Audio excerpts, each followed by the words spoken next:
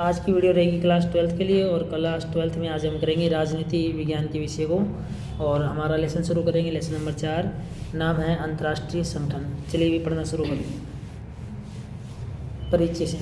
इस अध्याय में हम सोवियत संघ के बिखरने के बाद अंतर्राष्ट्रीय संगठनों की भूमिका के बारे में पढ़ेंगे।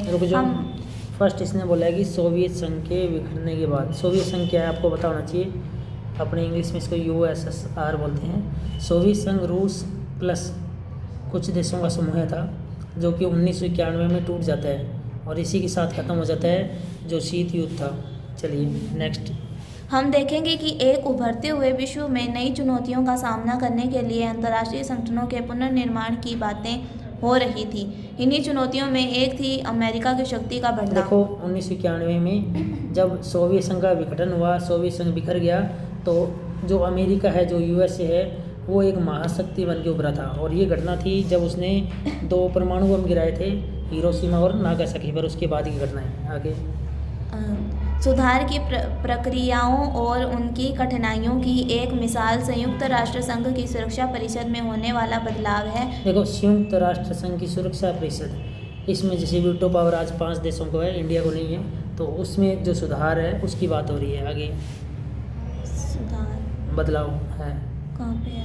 हाँ, संयुक्त राष्ट्र संघ से भारत का जुड़ाव और सुरक्षा परिषद के सुधारों को लेकर उसका विशेष दृष्टिकोण अपने आप में जानकारी का एक अहम विषय है। इस अध्याय का अंत इस सवाल से किया गया है कि क्या संयुक्त राष्ट्र संघ ऐसे विश्व में कोई भूमिका निभा सकता है जिसमें किसी एक महाशक्ति का दबदबा हो। देखो एक महाशक्ति मतलब अभी अमेरिका के दबदबा है फिलहाल वर्तमान में। आगे रशिया का भी इतना नहीं है जितना अमेरिका का है। आगे इस अध्याय में महत्वपूर्ण भूमिका निभाने वाले कुछ अन्य अंतर्राष्ट्रीय संगठनों की भी चर्चा की मेन तो गई UN है। है, यूनाइटेड नेशंस। और उसके अलावा देखते हैं ये जो लोगो है आप देख पा रहे हो, और इसे पढ़िए ये क्या है। यह संयुक्त राष्ट्र संघ का प्रतीक चिन्ह है। संयुक्त राष्ट्र संघ यूनाइटेड नेशंस। इसमें दुनिया का नक्शा बना हुआ है। देखो इसमें दुनिया का नक्शा दिख रहा है तुम्हें, ये देखो विश्व का नक्शा बना हुआ है। आगे और इसके चारों तरफ जैतून की पत्तियां हैं। जैतून की पत्तियां, ये जो पत्तियां दिख रही है ना, जो ये दोनों तरफ पत्तियां हैं, ये किसकी पत्तियां हैं? जैतून की पत्तियां हैं। ये पत्तियां विश्व शांति का संकेत करती है। हाँ। और जो वेबसाइट अगर आप विजिट करना चाहो तो www.un.org, ये UN की वेबसाइट है। चलिए ये चित्र और पढ़ना है।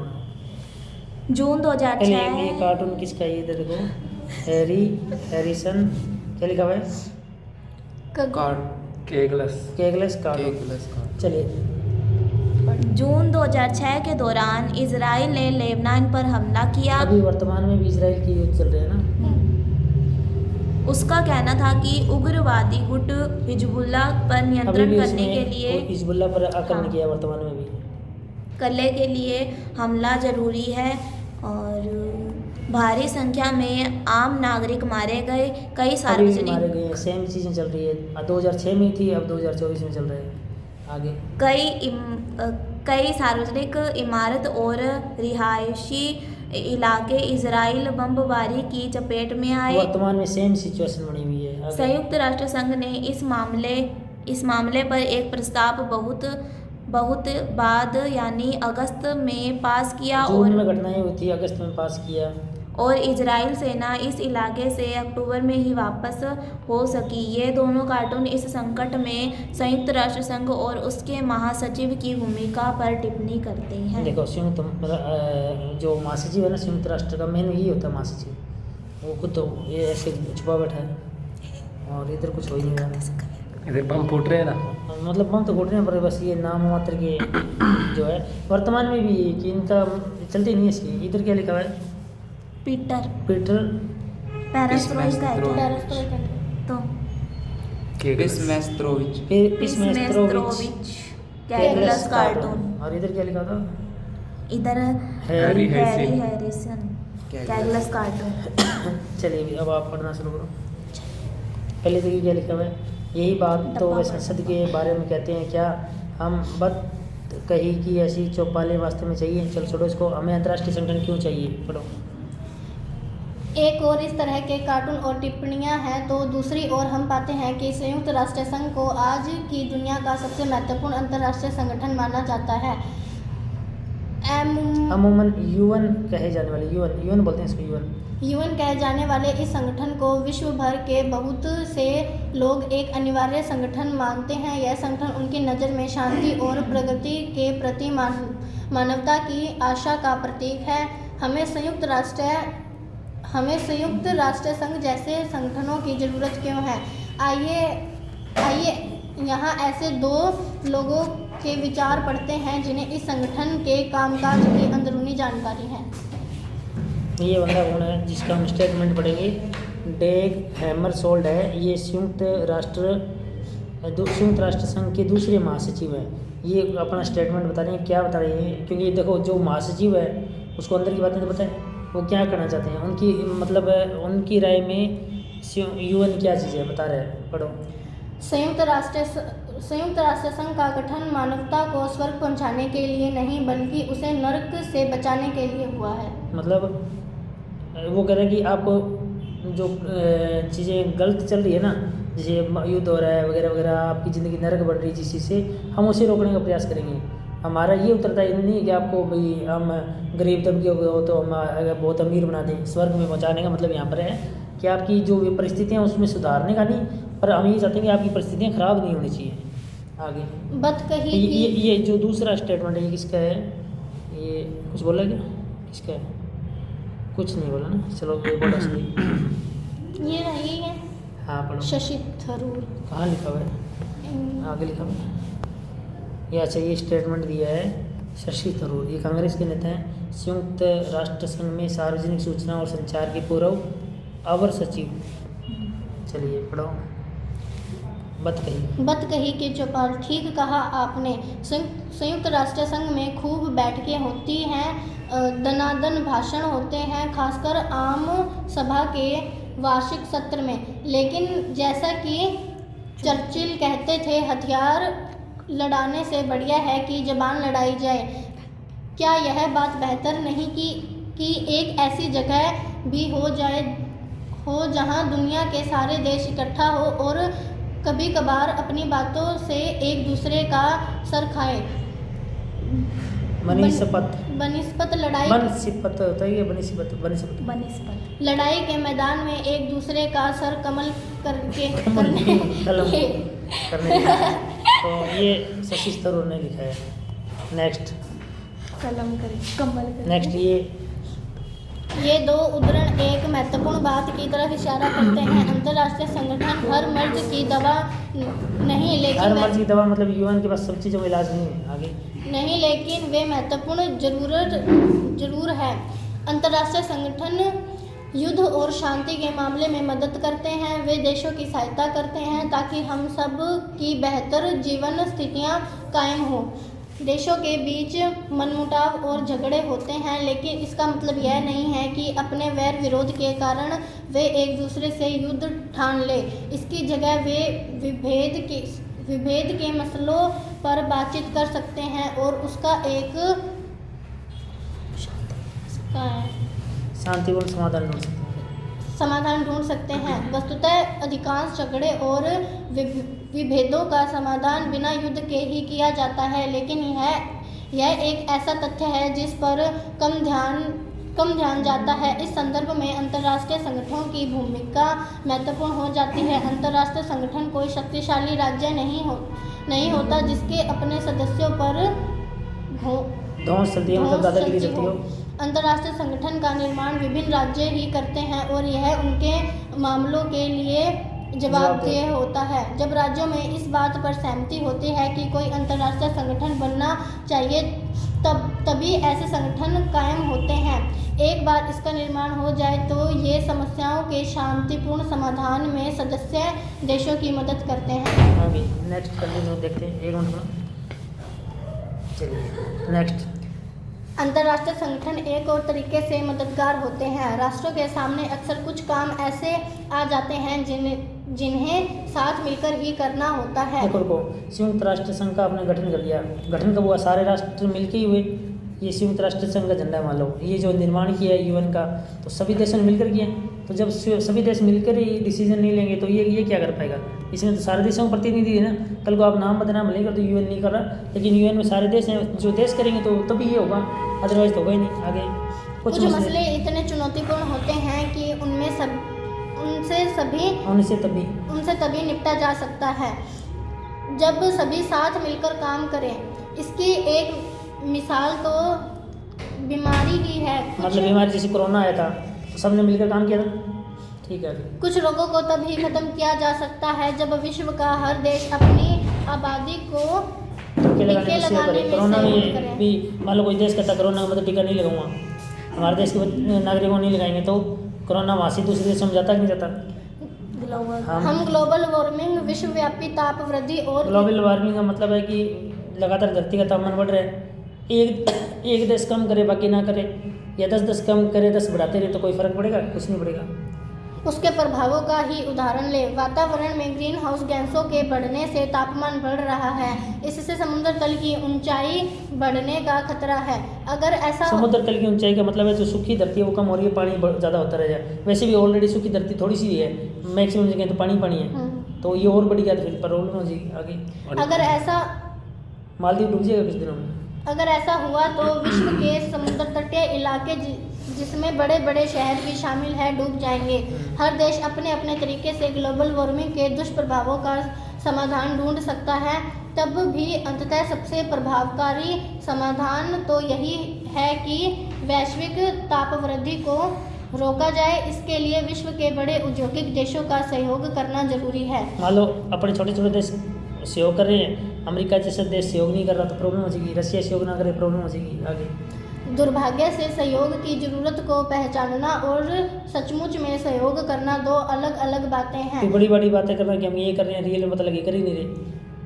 देश सहयोग करने की जरूरत को पहचान सकते हैं, लेकिन सहयोग का सबसे बेहतर तरीका क्या हो इस पर हमेशा उनके बीच सहमति नहीं हो सकती।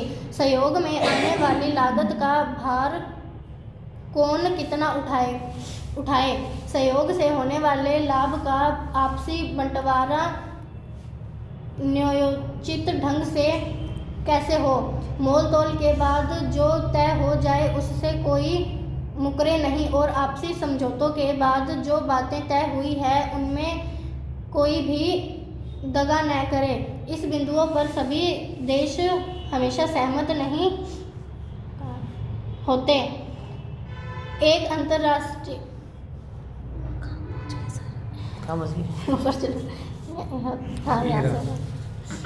एक अंतर्राष्ट्रीय संगठन सहयोग करने के उपाय और सचमुच जुटाने में मदद सूचनाएं जुटाने में मदद कर सकता है। ऐसे संगठन नियमों और नौकरशाही की एक रूपरेखा दे सकता है ताकि सदस्यों को यह विश्वास हो कि आने वाली लागत में सबकी समुचित साझेदारी होगी, लाभ का बंटवारा न्यायोचित होगा और कोई सदस्य एक बार समझौते में शामिल हो जाता है तो वह इस समझौते के नियमों और शर्तों का पालन करेगा। शीत युद्ध के अंत का अंत 1991 में हुआ था, जब रशिया का क्या हुआ था, सोवियत संघ का क्या हुआ था, विघटन हो गया था। चल अब तो पढ़ना शुरू कर।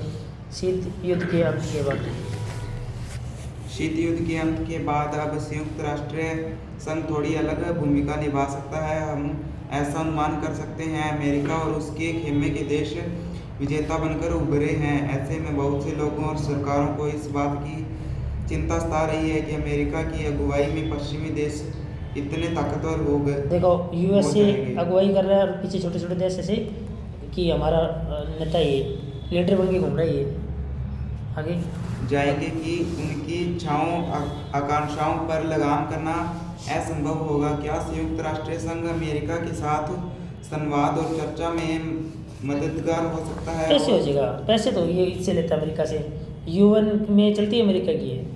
आगे क्या यह संगठन अमेरिकी सरकार की ताकत पर अंकुश लगा सकता है? नहीं लगा सकता। हम इन सवालों के उत्तर अध्याय के अंत में खोजेंगे। बाद में खोज लिए। आगे चलो रुको ऊपर वाले ये पढ़ो, क्या लिखा है? अंतर्राष्ट्रीय मुद्रा कोष, इसको पढ़ो। अंतर्राष्ट्रीय मुद्रा कोष, ये क्या लिखा हुआ है? इंटरनेशनल फंड मॉनेटरी फंड है ना, हाँ भी पढ़ो। शीत युद्ध के बाद के समय में कुछ संगठनों ने बड़ी महत्वपूर्ण भूमिका निभाई है, खासकर विश्व की अर्थव्यवस्था के संदर्भ में। इनमें से एक अंतर्राष्ट्रीय मुद्रा कोष ये पूछा जाएगा, IMF full form international monetary fund, अंतर्राष्ट्रीय मुद्रा कोष। आगे यह संगठन वैश्विक स्तर की वित्त व्यवस्था की देखरेख करता है और आगे मांगे जाने पर वित्तीय तथा तकनीक सहायता मुहैया कराता है। मतलब पैसे भी देता है लोगों, देशों को क्या देता है, पैसे पूछे देता है, हेल्प करता ही है। आगे 190 देश है वर्तमान में। 190 देश अंतर्राष्ट्रीय ये कब है? 19 फरवरी 2024। ये तारीख याद रखना की स्थिति, मतलब ये किताब कब लिखी गई है? 2024 से अभी चल रहा है। और फरवरी की तारीख है 19 तारीख को ये रिपोर्ट जारी की है। इसके अकॉर्डिंग 190 देश अंतर्राष्ट्रीय मुद्रा कोष के सदस्य हैं। पेपर में याद रखना, हर अंतर्राष्ट्रीय मुद्रा कोष के सदस्य कितने हैं? 190 देश। 190। लेकिन हर सदस्य की राय का वजन बराबर नहीं है। वजन बराबर नहीं है। मान लो अमेरिका ने बात बोली है तो उसकी बात का वजन होगा। एक छोटा सा देश कोई बोल रहा है तो उसकी तो हवा ही नहीं लगती, कुछ तो नहीं इसके। चल निकल आगे। वजन बराबर नहीं। समय 7 का मतलब G7। नाम सुना हो? G20, G7 के सदस्य कौन कौन है ये? अमेरिका, ए से अमेरिका, जे से जापान, जे से जर्मनी, फ्रांस और ब्रिटेन, इटली आई और कनाडा सी। कोई ट्रिक बनाना बनती है क्या? लो ट्रिक बन गई है। ए से जे बी सिंगर है ना, JJB FCI गोदाम होता है ना, भी JJB को कहाँ बुला रहे हैं? FCI गोदाम में बुला रहे हैं, वापस सिंग गाने तो JJB FCI। ये कौन है? G7 देश। JJB नहीं दिखा? क्या बात है सर आप बता दो कौन सा JJB के गाने सुनो क्या? देखो तो अभी आपको पता लग गया होगा JJB कौन है, ठीक है? तो चलिए कंटिन्यू करते हैं। सर ने दबा हाँ, के उसको। चलिए अब देखिए ये JJB में कौन है? A का मतलब अमेरिका, जे जापान, जे जर्मनी और B ब्रिटेन। JJB और FCI, F France, C Canada और I इटली।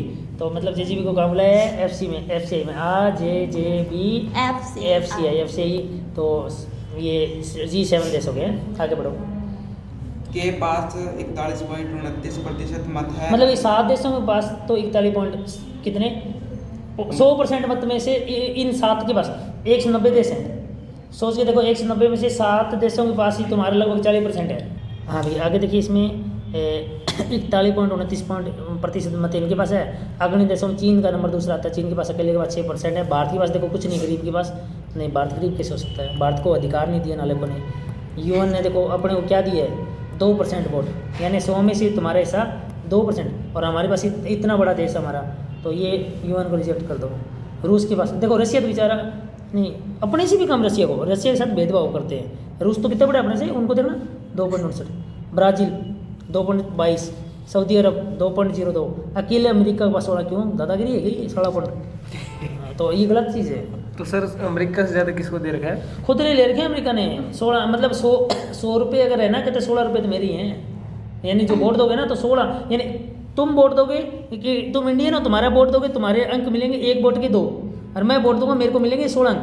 तो मैं जितना ही पढ़ूँ, तुम जोर लगा लो। फिर तो कितना जोर लगा? तो वो 44 पॉइंट किस में ले रहे ये तो कहता है कि मेरे सात दोस्त कौन से? ये अमेरिका के 7 दोस्त है ना, JJB वाले। ऐसे अमेरिका ये कल्ला 16 रहे, और इन 7 दोस्त JJB और FCI इनको मिला दो ना सारों को, तो 41 वोट। कि हम 7 वोट देंगे ना तो 41 अकेले है, आ जाओ कोई जीत लो। बाकी कितने टोटल? 190 में से तो 7 घटा दो, 183 देश। सारे तो मिल ही नहीं सकते, तुम्हें पता है। 1-2 तोड़ के ये और ले लेंगे, इतने में तो काम हो गया। समझ तो गलत है। तो अमेरिका भाई शाना होता है बहुत। चलो दिमाग चंट बड़ा आदमी है वो। तो तभी तो रशिया को तोड़ दिया। चालाक नहीं होता तो रशिया संयुक्त राज्य मतलब सोवियत संघ था, तो उसको तोड़ के ये देखो ये छोटे छोटे देश तोड़ दिए ना। आज जो यूक्रेन है, यूक्रेन कभी रूस का तो साथ था, वही तो था सोवियत संघ, USSR। उस खुद को इससे तोड़ के इसी से लड़ा दिया। देखो तो चालाक आदमी में खेल होते हैं। ये अमेरिका से बच के रहो। आगे को पढ़ना पड़ेगा। तो पढ़ दिया। ये हो गया? नीचे चलो सर। ये हो गया? ये पढ़ो। ये बॉक्स नहीं पढ़ा। ये बॉक्स पढ़ें, खुद करें, खुद सीखें। करो फिर खुद करो, बोलो। संयुक्त राष्ट्र संघ हैं ऐसे मुद्दों, ये ब्लू सॉरी येलो अरे यार ऐसे मुद्दों और समस्याओं की एक सूची बनाई है जिन्हें सुलझाना किसी एक देश के लिए संभव नहीं है और जिनके लिए एक अंतर्राष्ट्रीय संगठन की जरूरत है। अंतर्राष्ट्रीय संघ में अमेरिका जैसा तो मत बनाना, बाकी ठीक है। ये पढ़ना क्या? संयुक्त राष्ट्र संघ की स्थापना। चलो ये देखो, यूएन की स्थापना कैसे हुई, पूरी हिस्ट्री 1941 में क्या हुआ, अगस्त 1941। अमेरिकी राष्ट्रपति रूजवेल्ट, हाँ, याद रखना नाम बदलेगा, रूजवेल्ट, और ब्रितानी मतलब ब्रिटेन का प्रधानमंत्री चर्चिल द्वारा अटलांटिक चार्टर पर क्या किया इन्होंने, साइन हस्ताक्षर। ऐसे किए हैं। एक मान लो रूजवेल्ट ऐसे है तो इसने साइन ऐसे किया होगा, रूजवेल्ट, और चर्चिल चलो आगे चलो आगे। हाँ बुरी शक्तियों के अभी खिलाफ रुक जाओ, देखो वाइट हो गया सर, दिख ही नहीं रहा। जनवरी 1942 में क्या हुआ, दूरी क्या है, देखो दो थे, एक थे मित्र राष्ट्र, एक थे दूरी राष्ट्र, ठीक है। इन्हीं के बीच में युद्ध हुआ था, सेकंड वर्ल्ड वॉर, याद करो, सेकंड वर्ल्ड अब वॉर। मित्र कौन है, दूरी कौन है, वो अपने भी पढ़ते हैं। चलो दूरी से बुरी शक्तियों के खिलाफ लड़ रहे 26 मित्र राष्ट्र अटलांटिक चार्टर के समर्थन में वॉशिंगटन में मिले। जो अमेरिका के साथ थे वो थे मित्र राष्ट्र, और जो उधर सामने थे ना जापान जर्मनी वाले, वो थे दूरी राष्ट्र। आगे दिसंबर 1943 में संयुक्त राष्ट्र संघ की घोषणा पर हस्ताक्षर हुए। साइन कर दिए। चलो आगे 1945 में क्या हुआ, तीन बड़े नेताओं रूजवेल्ट, चर्चिल रूजवेल्ट और कौन, स्टालिन। रूजवेल्ट कौन, अमेरिका वाला, अमेरिका का। चर्चिल कौन सा, चर्चिल कौन सा, ब्राजील वाला। ब्राजील वाला है, ब्राजील, हाँ वो अभी नहीं, ब्रिटेन वाला। अभी नहीं, और ब्राजील। स्टालिन कौन गए, स्टालिन कहाँ का? रशिया का था, कौन था, स्टालिन, रशिया का था स्टालिन। नहीं आगे बढ़ो, याल्टा याल्टा सम्मेलन में प्रस्तावित अंतर्राष्ट्रीय संगठन के बारे में संयुक्त राष्ट्र संघ का एक सम्मेलन करने का निर्णय किया। ठीक है। आगे अप्रैल मई 1945 में क्या हुआ, सैन फ्रांसिस्को में संयुक्त राष्ट्र संघ का अंतर्राष्ट्रीय संगठन बनाने के लिए मसले पर केंद्रित 2 महीने लंबा सम्मेलन संपन्न। हाँ देखो लगातार चल रहा है, देखो 41, 42, 45, और जून 1945 में क्या हुआ, संयुक्त राष्ट्र संघ चार्टर पर 50 देशों के हस्ताक्षर। पोलैंड ने 15 अक्टूबर को हस्ताक्षर किए। इस तरह संयुक्त राष्ट्र संघ में 51 मूल संस्थापक सदस्य हैं। नेक्स्ट संयुक्त राष्ट्र मतलब 51 मूल थे, ये यूएन बना ना संयुक्त राष्ट्र, 51 तो मेन थे। अब 1945 संयुक्त राष्ट्र संघ की स्थापना 24 अक्टूबर संयुक्त राष्ट्र संघ दिवस, यानी 24 अक्टूबर को क्या मनाया जाता है, संयुक्त राष्ट्र दिवस। और लास्ट भारत संयुक्त राष्ट्र यानी ये स्थापना हुई 24 अक्टूबर 1945 को होगी संयुक्त राष्ट्र संघ की स्थापना। 2% आते हैं। 24 अक्टूबर 1945 को क्या हुई, संयुक्त राष्ट्र संघ स्थापना। तो 24 अक्टूबर इम्पोर्टेंट है, 1945 इम्पोर्टेंट है। फिर 30 अक्टूबर 6 दिन बाद, ये इंपॉर्टेंट क्यों है 30 अक्टूबर, सन वही है 1945, इस दिन भारत शामिल हुआ। मतलब दो चीज़ें ध्यान रखनी है बस। संयुक्त राष्ट्र संघ बना कब, अक्टूबर का महीना 24 अक्टूबर। अक्टूबर का महीना याद रखो गांधी जी से 2 अक्टूबर से, ठीक है। तो गांधी जी से याद रखोगे 1945 संयुक्त राष्ट्र संघ बना अक्टूबर में, 2 अक्टूबर याद रहेगा, 2 से 2 दूनी 4, 24 अक्टूबर को। और 6 दिन बाद भारत शामिल हो जाता है 30 अक्टूबर को, और 1945 में। समझ में, इतिहास समझ में आया। अब कितना लंबा छोड़ा है अपने बाद में, ये फोटो किसकी है? ये तो पढ़ लिया। लहसुन बहुत नहीं, लंबा है। लंबा ये है क्या है सर, लाल लाल सा डब्बा सा। मेरे को लगा एक वीडियो में 22 देखेंगे मिनट की तो, होगी सर। है ना, 22 बहुत लंबा मिनट की छोड़ा है। ये देखो, ये क्या है सर? चलो आगे पढ़ेंगे, ये तो समय आने पर देखते हैं कौन सा कितना चित्र लेसन का? खत्म होने का नाम। ये खत्म हो गया लेसन, नाम ले लिया। अपने 2 वीडियो में चला देंगे सर। चलिए आज इस वीडियो में इतना ही। आप इस वीडियो को देख लीजिएगा, हम कल यहाँ से शुरू करेंगे। कहाँ से, संयुक्त राष्ट्र संघ का विकास। अगर वीडियो आपको अच्छी लगी है तो हमारे यूट्यूब चैनल सब्सक्राइब कर लीजिए, बेल आइकन दबा लीजिए, साथ में आप JGB के गाने सुन लीजिए। धन्यवाद।